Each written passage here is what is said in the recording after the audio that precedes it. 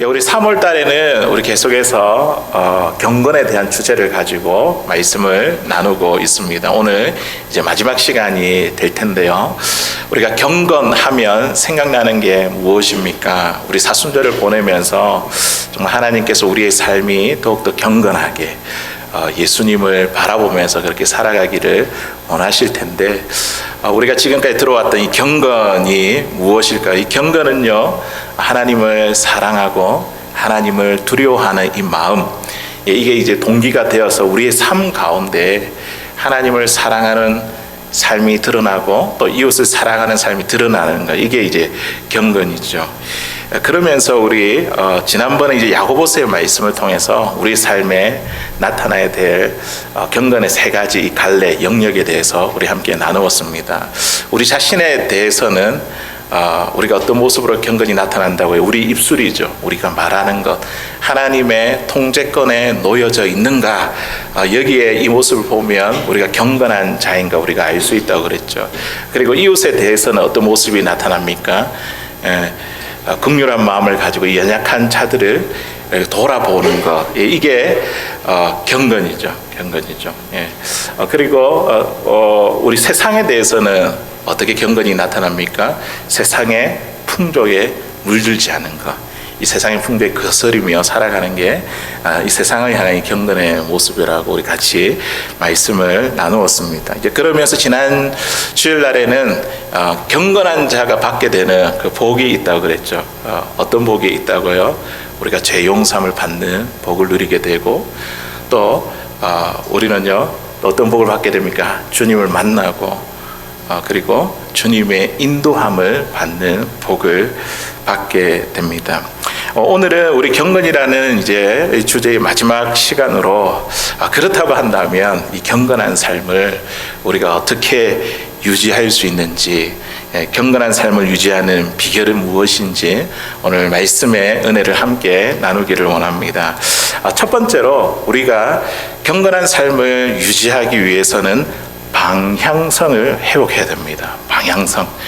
우리에게 인생에 분명한 목표가 있고, 그리고 그 목표에 따라서 우리가 살아가야 되는데, 우리가 어떤 목표를 가지고 그 목표를 향해서 어떻게 살아가야 될지, 추구해야 될지, 그리스도인들에게 방향성이 너무나 중요하다는 것이죠. 달리기 선수라고 한다면 경기장에서 이 달리기 선수가 바라봐야 할 곳이 어디입니까? 결승점이겠죠. 이 결승점을 보고 전력 질주를 다합니다. 만일 달리기 선수가 결승점이 아니라 그 반대방을 향해서 이렇게 달려간다면 어떻게 되겠습니까? 아무리 빨리 달린다 할지라도 그 경기에서 이길 수가 없습니다. 결승점을 향해, 목표를 향해 달리지 아니하면 열정도, 노력도, 수고도, 시간도, 이 모든 것이 다 헛되게 되어버립니다. 우리 그리스도인들은요, 예수를 믿고 난 우리 그리스도인들은 우리에게 분명한 목적이 있습니다. 삶의 이유와 목적, 우리가 그 방향을 가지고 우리는 살아가고 있습니다. 예수님을 믿기 전에 우리의 삶의 이유와 목적이 무엇이었을까요? 예수님을 믿기 전에 주님이 없으니까 내 삶에 내밖에 안 보이는 거예요. 나와 이제 우리 가족이 보이는 것이죠. 나를 위해, 우리의 가족을 위해 그렇게 살아왔습니다. 그런데 예수님을 믿고 나서는 이제는 우리의 삶의 목적과 이유가 달라졌습니다. 우리가 어떻게 이제 살아가는 것이죠? 나를 구원하신 그 예수 그리스도를 위해서, 주님을 위해서 살아가는 것이 우리의 삶의 이유와 목적이 되었습니다. 그리스도인들에게 있어서 예수님이라는 분명한 목표가 저와 여러분들에게 있습니다. 오늘 함께 읽은 이 말씀에도 보니까 우리가 예수님을 믿고 난 후에 우리가 무엇을 추구하며 살아가야 될지, 어떤 목표를 정해놓고 살아가야 될지 지금 바울이 골로새 교인들에게 지금 전하고 있는 말씀이죠. 오늘 본문 1절에 있는 말씀인데 우리 같이 한번 읽어보겠습니다. 시작. 그러므로 너희가 그리스도와 함께 다시 살리심을 받았으면 위의 것을 찾으라. 거기는 그리스도께서 하나님 우편에 앉아 계시느니라. 아멘. 예수님을 믿고 구원받은 저와 여러분들, 새로운 생명을 얻은 자가 되었다고 하면 우리가 추구해야 될 것이 분명히 있습니다. 오늘 바울이 골로새 교인들에게 뭐라고 권면하고 있습니까? 위의 것을 찾으라. 위의 것을 찾는 것. 이것이 우리의 삶에 추구해야 할 방향이라는 것이죠. 우리가 위의 것이라고 이야기를 할 때에 언뜻 우리는 이렇게 생각하죠. 죽음 저편에 있는 하나님의 나라, 혹은 초월적인 하나님의 나라, 이렇게 생각을 합니다. 물론 맞죠. 그런데 우리가 바울이 지금 이야기하고자 하는 것이 무엇이냐면, 위의 것을 찾으라 해놓고 그 뒤에 나오는 구절이 굉장히 중요합니다. 거기는 그리스도께서 하나님 우편에 앉아 계시느니라. 아멘. 위의 것을 찾으라 했는데 거기에 누가 계신다고요? 예수님이 계십니다. 예수님이 뭐하고 계십니까? 하나님 우편에 앉아 계십니다. 하나님의 권세를 가지고 있죠. 그리고 하나님의 권세를 가지고 다스리고 통치하는 그곳이 어디냐면 바로 하나님의 나라입니다. 하나님의 나라는요, 죽음 저편에 있는 멀리 있는 그런 나라가 아니고, 물론 이제 그것도 하나님의 나라지만, 그런데 이 말씀에는 이 하나님의 나라는 예수님의 통치와 매우 밀접한 관계에 있습니다. 예수님이 통치하고 다스리는 그곳이 하나님의 나라가 된다는 것이죠. 바울이 우리가 예수님을 믿고 나서 위의 것을 찾으라라고 하는 그 말씀은요, 예수님이 통치하시고 다스리시는 그 하나님 나라를 추구하면서 살아라는 거죠. 예. 우리의 가정이 예수님의 통치를 받으면 우리 가정이 하나님의 나라가 됩니다. 맞죠? 우리의 일터가, 우리의 직장이, 사업터가 예수님의 통치와 예수님의 다스림, 예수님이 거기에 함께 계시게 되면 그곳이 하나님의 나라, 천국을 경험하게 됩니다. 우리 교회가 오늘 우리의 예배의 자리에 주님이 이곳에 오셔서 임재하셔서 저와 여러분들과 함께 하시고 우리의 마음을 다스리시고 입술과 생각을 다스리시면 우리의 마음이 천국이요, 또 우리가 모이는 이 자리가 하나님의 나라가 되는 줄로 믿습니다. 예수님이 통치하시고 다스리는 이 하나님의 나라를 추구하며 살아가는 거죠. 이게 이제 우리의 삶에 살아가야 할 방향입니다. 골로새 교회 가운데 여러 가지 문제가 있었습니다. 거기에 이제 거짓 철학자들과 이단들이 넘쳤는데요. 그들이 주장하는 것이 무엇이냐면, 물질은 악한 것이다, 육신은 악한 것이기 때문에 예수님이 이 땅에 인간의 모습으로 온 것은 이거는 다 거짓된 것이다. 예수님의 성육신을 부인했습니다. 그리고 그들이 말하기를 특별한 지식이 있어야지 지식으로 구원을 얻는다고 막 이렇게 주장을 했습니다. 그리고 유대주의자들은 그들이 주장하는 게 뭐겠습니까? 율법이죠. 율법과 할례를 주장했습니다. 음식 규례나 이 절기를 준수해야지 구원을 받을 수 있다고 그렇게 이야기를 했습니다. 천사를 숭배하는 신비주의가 그곳에 만연하게 되었고 금욕주의로 신앙을 통제했습니다. 바울이 너무 안타까운 거죠. 이 골로새 교인들을 보니까 예수를 믿어서 새로운 생명을 얻었으면 새로운 삶을 살아가야 되는데 여전히 그들에게 매여 있는 문제는 무엇입니까? 내가 구원을 받았는가? 내가 구원을 받지 못했는가? 이 문제에 사로잡혀 있었다는 것입니다.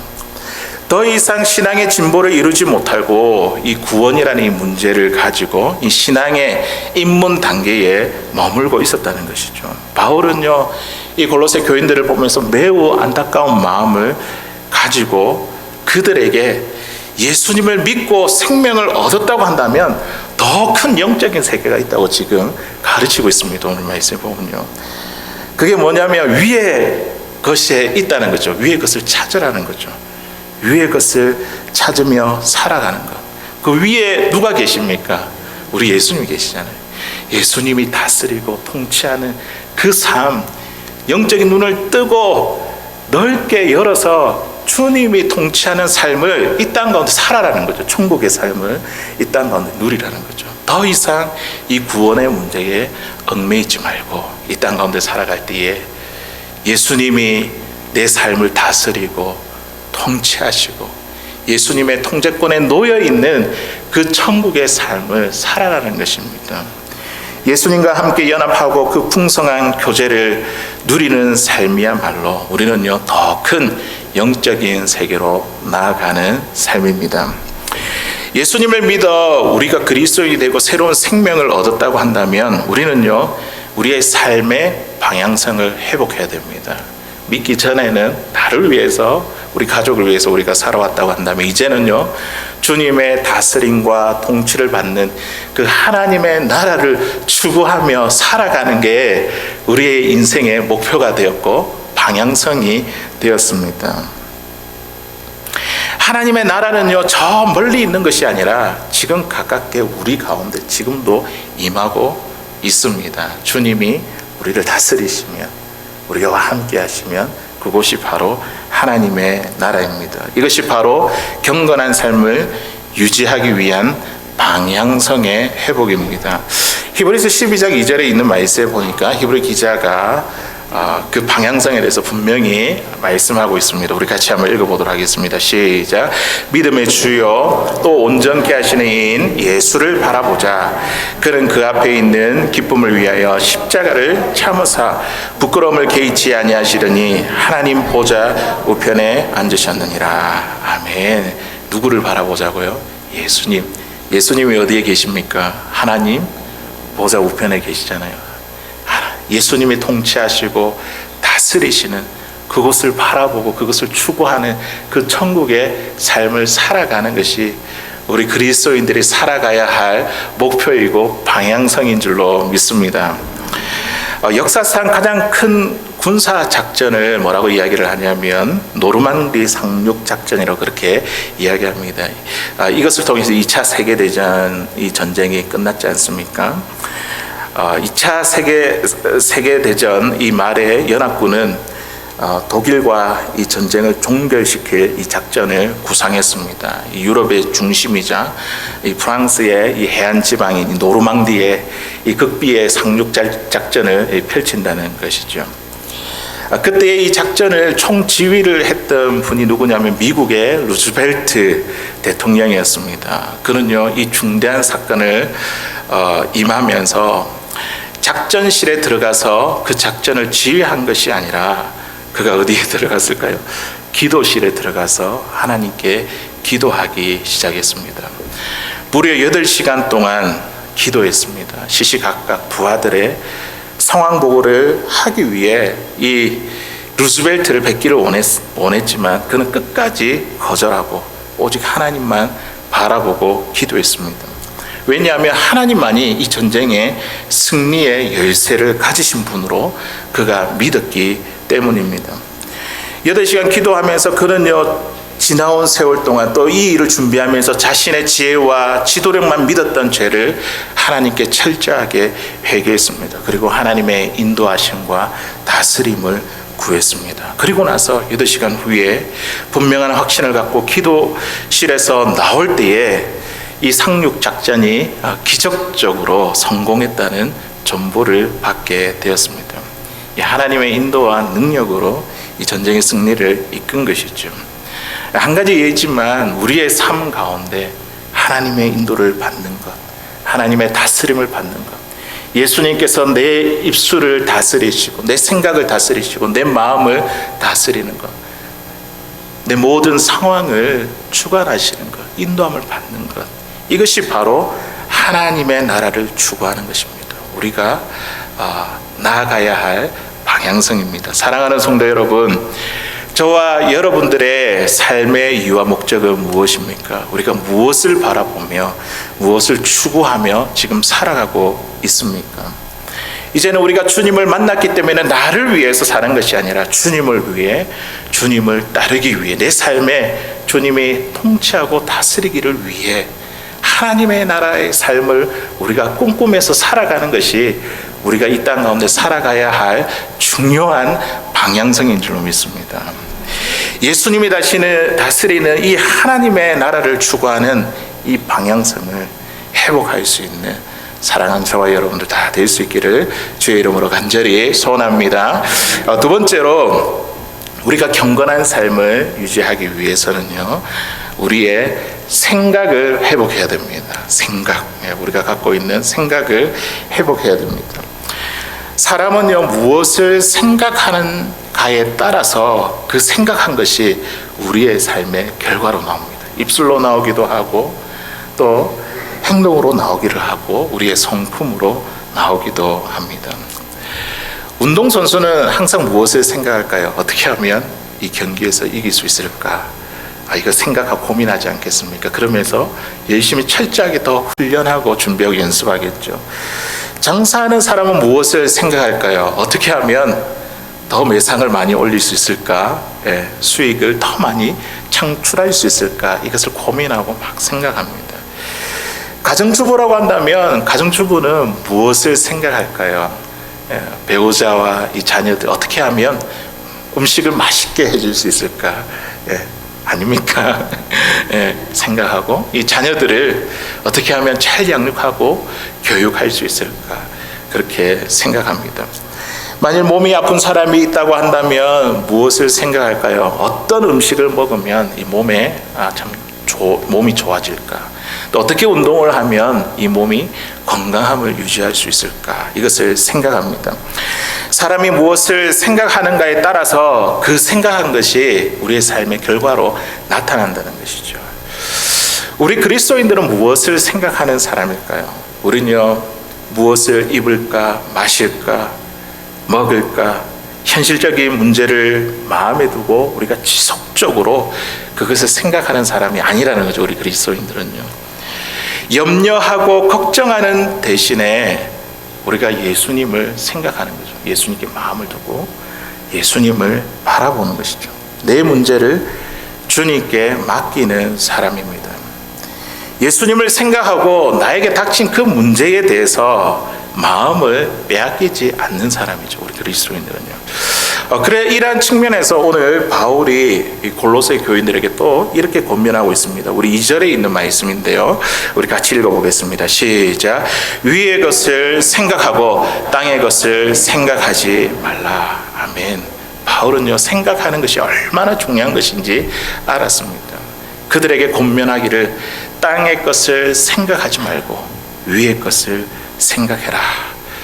우리 그리스도인들이 우리가 경건한 삶을 유지하기 위해서는 우리는요, 위의 것을 생각해야 됩니다. 이 위의 것은 무엇이냐면 조금 이따 계속해서 말씀해 드리겠습니다.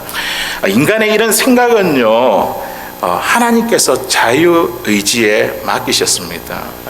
하나님께서 우리의 생각을 통제하시는 게 아니잖아요. 우리가 위의 것을 생각할 수도 있고 그리고 땅의 것도 생각할 수 있습니다. 우리의 자유의지에 맡기셨습니다.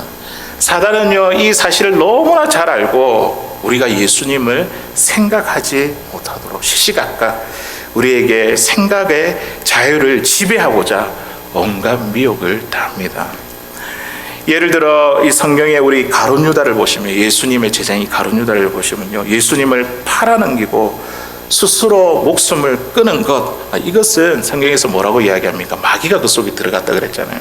그 생각이 마귀에게 점령되었기 때문입니다. 오늘 바울이 골로새 교인들에게 위의 것을 생각해라 했을 때에 그 위에 계신 예수 그리스도, 그 주님을 생각하는데, 그 주님을 향해서 우리가 마음으로 품어야 할 것이 있는데, 그 마음으로 우리가 품어야 할 것들이 무엇일까요? 위의 것을 생각하면서 마음으로 품어야 될 것, 그것은 바로 예수 그리스도의 성품입니다. 오늘 우리가 읽지는 않았지만 골로새서 3장 12절에서 14절까지 있는 말씀에 보니까 그 위의 것이 무엇인지 아주 자세하게 기록되어 있습니다. 우리 같이 한번 읽어보도록 하겠습니다. 시작. 그러므로 너희는 하나님이 택하사 거룩하고 사랑받는 자처럼 긍휼과 자비와 겸손과 온유와 오래 참음을 옷 입고, 누가 누구에게 불만이 있거든 서로 용납하여 피차 용서하되, 주께서 너희를 용서한 것과 같이 너희도 그리하고 이 모든 것 위에 사랑을 다하라. 이는 온전하게 매는 띠니라. 아멘. 위의 것을 지금 생각했는데 그 위의 것이 무엇입니까? 예수 그리스도, 그 주님을 마음에 품는데 우리가 그 주님의 성품을 우리의 마음에 품는 것입니다. 주님의 성품이 무엇입니까? 긍휼, 자비, 겸손, 온유, 오래 참음, 용납, 용서, 사랑, 이것을 늘 품고 생각해라는 거죠. 위의 것을 생각해라. 우리가 생각이 회복되어야 됩니다. 이와 반대로 우리가 마음으로 품지 말아야 할 것이 무엇일까요? 이 땅의 것을 생각하지 말라 그랬죠. 이 땅의 것이 무엇일까요? 골로새서 3장 5절에서 6절까지 있는 말씀 보니까 이 땅의 것이 무엇인지 또 바울이 상세하게 설명하고 있습니다. 우리 같이 한번 읽어보겠습니다. 시작. 그러므로 땅에 있는 지체를 죽이라. 곧 음란과 부정과 사욕과 악한 정욕과 탐심이니 탐심은 우상 숭배니라. 이것들로 말미암아 하나님의 진노가 임하느니라. 아멘. 우리가 마음으로 품지 말아야 될 것, 생각지 말아야 할 이 땅의 것들이 무엇입니까? 음란과 부정과 사욕과 악한 정욕과 탐심이라고 말씀하고 있습니다. 우리는 여기에서 놓치지 말아야 할 중요한 영적 원리가 있습니다. 그것은 무엇이냐면 우리의 생각이 생각으로만 끝나지 않는다는 것이죠. 그 생각이 결과로 나온다는 사실입니다. 우리가 예수님을 생각하고 예수님을 마음에 품고 예수님의 성품을 계속해서 생각하고 우리의 마음에 품으면 우리도 모르게 예수님의 성품이, 예수님의 닮은 모습이 우리의 삶 가운데 나타나게 됩니다. 그 생각이 결과를 만들죠. 하지만 죄악된 생각을 하고 그것을 마음으로 품으면 어떻게 될까요? 죄악된 모습이 우리의 삶 가운데 나타난다는 거죠. 그것으로 인해 하나님의 진노가 임하는 결과를 맞이하게 됩니다. 그러므로 경건한 삶을 유지하기 위해서 우리가 회복돼야 될 것은 무엇이냐? 바로 생각입니다. 여러분의 생각, 우리의 생각. 우리의 생각이 사단에게 점령되지 아니하도록 우리의 생각을 지켜야 됩니다. 우리가 우리의 생각을 회복해야 됩니다. 히브리서 3장 1절에 있는 말씀을 보니까요, 우리 같이 한번 읽어보겠습니다. 시작. 그러므로 함께 하늘의 부르심을 받은 거룩한 형제들아, 우리가 믿는 도리의 사도이시며 대제사장이신 예수님을 깊이 생각하라. 아멘. 우리가 품어야 될 것 무엇이라고요? 예수 그리스도. 그분의 성품을 우리가 깊이 마음에 새기고 생각하고 품어야 될 줄로 믿습니다. 주님의 마음을 품으면요, 주님께서 우리를 도와주십니다. 우리가 국률의 마음을 가질 수 있도록 자비와 겸손과 온유와 오래 참음과 용납과 용서와 사랑의 마음을 가질 수 있도록 주님께서 우리를 도와주십니다. 이탈리아 한 도시에 아름답고 우아한 표정을 한 그리스 소녀의 한 동상이 있었습니다. 하루는 아주 가난한 이 시골 소녀가 그 동상 앞에 서서 한참을 빤히 쳐다보고 있었습니다. 소녀는 집으로 돌아가 얼굴을 씻고요, 그리고 머리를 단정하게 빗었습니다. 그 다음날 이 소녀가 또다시 이 동상 앞에 찾아왔어요. 그리고 나서 그것을 많이 쳐다보고 이 아름다운 동상, 이 소녀의 모습을 보았습니다. 그리고 나서 집으로 돌아가 이제는 자신의 그 낡아 빠진 그 옷을 수선하기 시작했습니다. 그러기를 반복하면서 이 소녀는요, 우아한 모습으로 변화되어 갔습니다. 이 동상에서 풍겨 나오는 아름다움의 영향을 받은 것이죠. 이 동상을 봐도 이렇게 변하는데요, 우리가 예수 그리스도를 바라보면, 예수님을 찾고 예수님을 바라보고 예수님의 그 성품을 우리가 깊이 묵상하고 깊이 마음에 두면요, 우리의 속사람과 겉사람이 예수님의 성품으로 변화되는 줄로 믿습니다. 사랑하는 성도 여러분, 저와 여러분들이 생각하는 것은 무엇입니까? 우리가 마음으로 품는 것이 무엇입니까? 어떤 생각에 우리의 마음을 쏟고 있습니까? 누군가 나에게 상처를 준 이 이야기 때문에 이것에 이 마음이 빼앗겨서 하루 종일 참 분노하며 그렇게 시간을 보낼 때가 있지는 않습니까?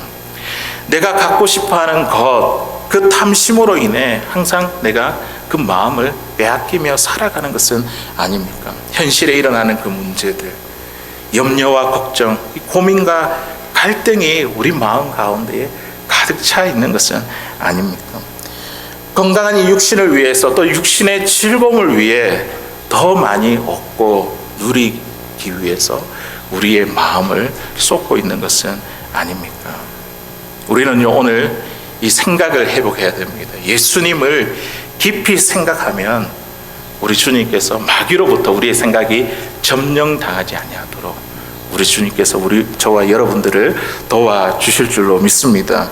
예수님이 우리가 거룩한 성품으로 변화되게 하실 것입니다.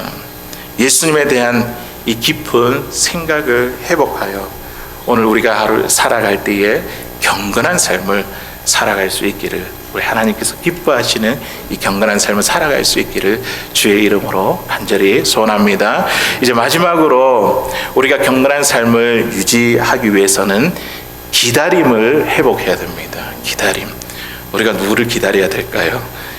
우리가 사랑하는 사람, 예수 그리스도 주님께서 다시 오시겠다고 약속했지 않습니까?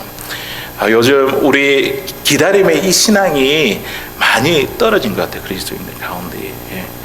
세상에 주는 그 만족감이, 행복감이 너무나 크다 보니까 이 주님을 기다리는 이 기다림이 너무나 많이 사라진 것 같아요. 오늘 말씀에서 우리에게 이야기합니다. 경건한 삶을 유지하기 위해서 우리는요, 주님이 다시 오시는 그 기다림을 회복해야 됩니다. 서로 사랑하는 남녀가 있다고 한번 생각해 보십시오. 이들은 만났다가 너무 사랑하니까 계속 함께 있기를 원하고 헤어지는 것이 얼마나 아쉬워하겠습니까? 각각 집으로 돌아가는 그 길에 잠깐 헤어졌다가도 그 사이를 참지 못해 또다시 만나기를 간절히 기다릴 것입니다. 저는 이제 저희 아내를 신학대학원 3학년 2학기 이제 마지막 학기 때에 제 아내를 처음 만나게 되었습니다. 저희 학교가 이제 천안에 있고 저는 이제 부산에 살았거든요.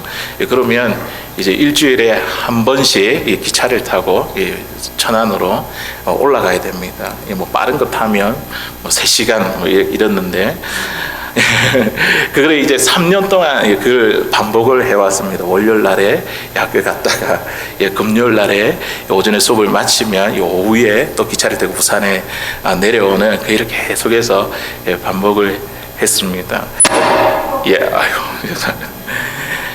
그리고 나서 금요일이 되면 또 교회 사역을 하지 않습니까? 이제 한국 교회는 금요 기도회가 있으니까 저녁부터 이렇게 사역을 하는데요. 토요일 날에 또 사역을 하고 주일 학교와 또 아이들과 청소년들을 위해서 사역을 하고 또 주일 날에 이제 이 모든 이 사역들을 마치고 나면 이제 그때서야 시간이 나는 거예요. 그때 시간 나서 연애할 때, 한참 연애할 때 그때서야 제 아내를 만나고 그리고 나면 또 월요일이 되면 또 이제 올라가야 되는 게 너무 아쉽더라고요. 너무 아쉽고 한 주간 내내 기다려졌던 저의 마음을 보았습니다. 사랑하는 성도 여러분, 저와 여러분은요, 우리가 사랑하는 이 주님을요, 우리가 만나기를 간절히 기대하고 소망하고 있습니까? 우리 주님께서 다시 오실 거라고 그렇게 약속하시며 하늘에 올라가셨는데 우리가 그 주님을 만날 그날을 우리가 기대하며 고대하며 그렇게 살아가고 있습니까? 경건한 삶을 유지하는 길은요, 다시 오실 그 주님에 대한 기다림, 주님 만날 그 주님을, 다시 오실 그 주님을 기다림을 회복하는 것에 있습니다. 오늘 본문 4절에 있는 말씀 우리 같이 한번 읽어보도록 하겠습니다. 4절에 있는 말씀입니다. 시작.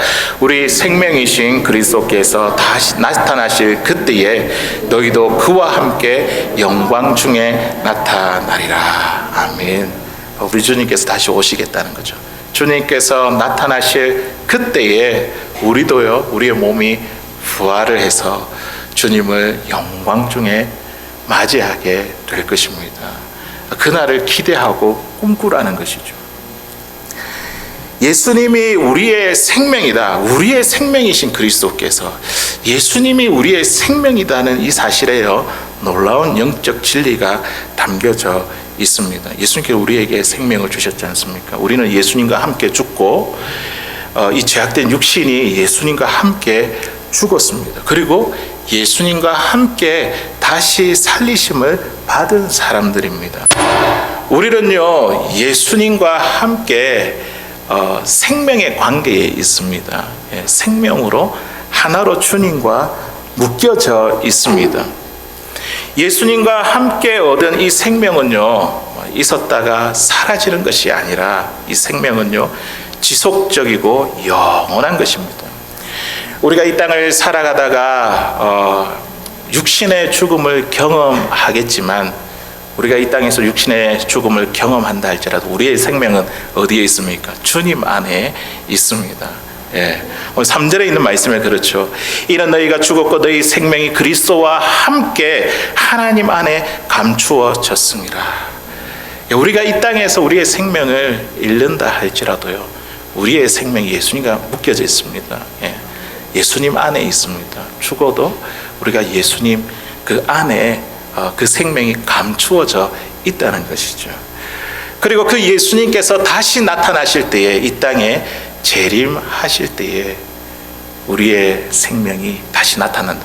우리의 몸이 부활을 해서 예수 그리스도를 맞이하게, 영광 가운데 맞이하게 될 것입니다. 이것이 너무나 참 우리에게 이러한 일이 일어난다는 것, 이것은 우리는요, 이 땅에서 놀라운 은혜를 받고 있다는 증거입니다. 바울은요, 고난받는 것을 매우 기뻐했습니다. 세상에 고난받는 것을 기뻐할 사람이 어디에 있겠습니까? 사람이라고 한다면 누구나 편하고 안락한 것을 좋아합니다. 대접하고 높아지고 싶지, 그것을 원하지, 고통과 괴로운 가운데 있기를 좋아하는 사람은 아마도 아무도 없을 것입니다. 그런데 바울이 끊임없이 고백하는 것이 무엇이냐면, 그리스도를 위해 고난을 나의 육신으로 채우는 것, 이것을 내가 기쁘게 여긴다고 그렇게 고백했습니다. 바울이 어떻게 이 고난을 기쁘게 여길 수 있었을까요? 예수님의 생명이 나와 함께 묶여져 있기 때문에, 내가 죽어도 죽은 것이 아니라 내 생명이 예수님 안에 감추어져 있기 때문에, 예수님 안에 있기 때문에, 주님께서 다시 오시는 그날에 내 몸이 부활을 해서 주님을 영광 중에 맞이할 것을 기다리고 기대하니까 지금 당하는 이 고난도 기뻐할 수 있었던 것입니다. 초기 교회 성도들은 신앙의 극심한 핍박을 받았습니다. 신앙 때문에 감옥에 갇히기도 하였고 매를 수없이 맞기도 했습니다. 심지어는 순교를 당하기까지 했습니다. 경기장의 검투사와 싸워야 했고, 또 사나운 짐승의 밥이 되어야 했습니다. 인격도 자존심도 다 내려놓고 이렇게 그들이 신앙을 지킬 수 있었던 이유가 무엇일까요? 사람들에게 밟히고 또 밟혀도 또다시 일어설 수 있었던 그 이유가 무엇일까요? 그들에게는요, 기다림이 있었기 때문입니다. 예수님을 내가 다시 만난다. 지금 당장 죽는다 해도 내가 죽어서 예수님, 내 생명이 예수님과 함께 있을 것이고, 그리고 그 주님이 다시 나타나실 때 내 몸이 부활을 해서 주님을 영광 중에 내가 맞이하게 될 것이니까, 그것 때문에 오늘의 그 고난도 넉넉하게 이기며 살아갔던 것입니다. 사랑하는 성도 여러분, 우리 인생을 돌아보면요, 이 스토리가 없는 분이 없지 않습니까? 많은 스토리가 있고 참 고난의 세월을 살아왔습니다. 지금도 고난 가운데 계신 우리 성도님이 있는지 모르겠습니다. 고난을 하나 넘어가고 해결하면 이게 다 끝날 줄 알았는데, 또 보면 또 다른 고난이 우리에게 또 찾아오는 거예요. 또 그것을 넘어가면 또 다른 고난이 우리에게 계속되는 것입니다. 우리가 죽는 그날까지, 주님께서 오시는 날까지 우리의 고난은 계속해서 이어져 간다는 것이죠. 그런데 그런 가운데서도 우리가 소망을 가질 수 있는 것, 그 고난을 기뻐할 수 있는 그 이유가 무엇이냐면, 그 고난의 끝이 있다는 거죠. 주님이 오실 때에 우리의 생명이 주님 안에 있기 때문에 우리는요, 오늘 당하는 이 고난도 넉넉하게 이기며 기뻐하며 살아갈 수 있는 줄로 믿습니다. 우리 사도 요한을 보시면요, 그도 역시 이 초기 교회의 사도였지 않습니까? 극심한 환난 가운데서요, 예수님이 다시 오시기를 그는 간절히 기다렸습니다. 우리 요한계시로 우리 성경 가운데 가장 마지막에 있는 우리 말씀이고, 또 우리 요한계시록 22장이 이 요한계시록 제일 끝에 있는 말씀이거든요. 그곳에 22장 20절에서 21절에 있는 말씀에 보니까 이 사도 요한이 주님의 오심을 기다리고 있는 장면이 나옵니다. 우리 같이 한번 읽어보도록 하겠습니다. 시작.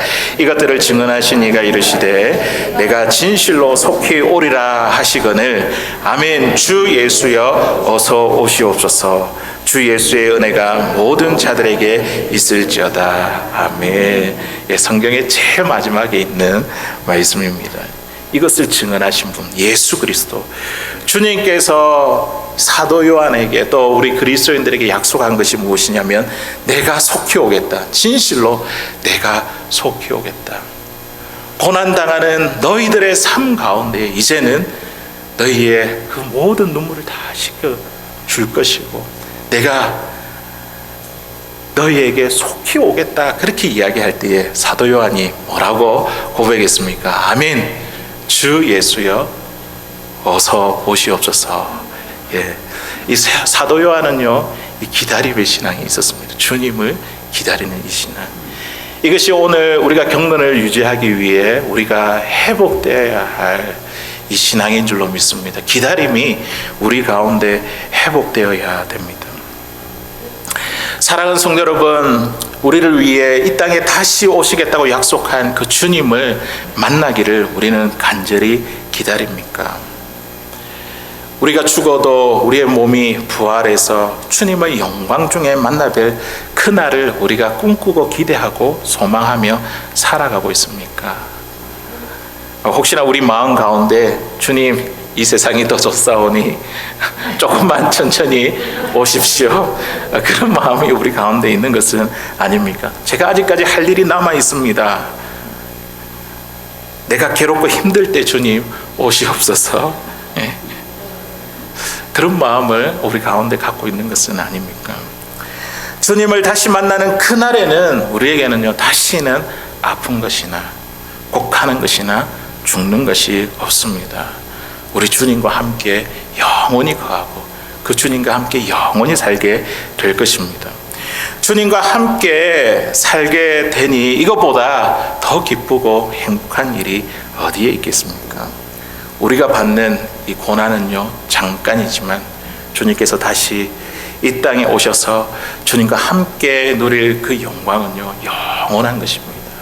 기대하고 소망하며 주님을 기다릴 수 있는 그 기다림의 신앙을 회복할 수 있는 사랑하는 저와 여러분들 다 될 수 있기를 주의 이름으로 간절히 소원합니다.